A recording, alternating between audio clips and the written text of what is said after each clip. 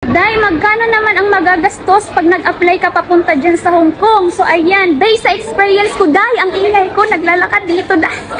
Tinitingnan ako, Day. Based sa experience ko, Day, nung nag-inquire ako, ito tips ko sa inyo, ha, sa mga baguhan. Bago kayo pumunta, mag-walk-in or mag-apply, mag-search muna kayo sa mga Facebook. Ang daming online dyan, ha.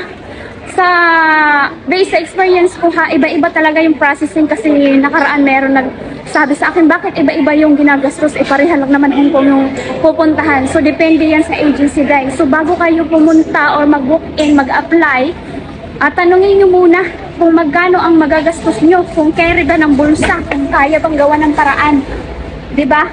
Kasi iba-iba talaga, may 45, may 60, pero doon ako napunta sa agency ko kasi sabi sa akin, around 25 lang yung magagastos mo first timer. So nagbura na ako, sabi ko, kung 25, kahit mangutang ako, kaya ko pang bayaran. Hindi ako makukulong, sabi kong ganyan. So,